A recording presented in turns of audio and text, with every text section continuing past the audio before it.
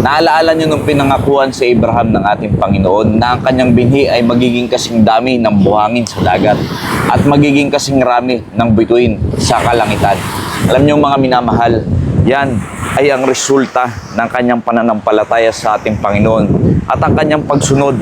Dahil nung siya ay nasa Ur of the Chaldees, ay sumunod siya sa Panginoon na hindi naman niya tiyak kung saan siya pupunta, kung saan siya dadalhin ng ating Panginoon. Pero nandun yung pagtitiwala niya at sumunod siya sa ating Panginoon dahil alam niya hindi siya ipapahamak ng ating Diyos. Ganon din po sa ating buhay mga minamahal.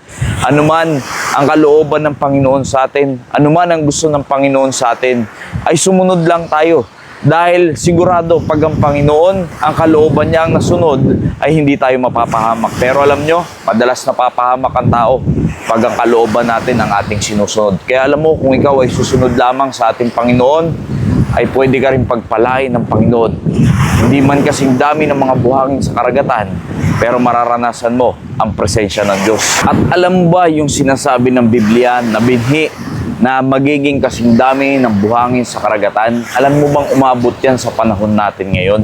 Yes, hindi man tayo mga Israelita, hindi man tayo mga Hudyo, pero dahil sa ating Panginoong Jesucristo, na lahi ni Abraham, ay nakaabot sa atin ng biyaya ng Panginoon. Now to Abraham and his seed were the promises made. He saith not, and to seeds as of many, but as of one, and to thy seed, which is Christ. At yan po yung tinatawag na Abrahamic Covenant. Sa pagsunod ni Abraham sa kanyang pananampalataya sa ating Panginoon, nakita nyo po na dumalo yung pagpapala hanggang sa atin.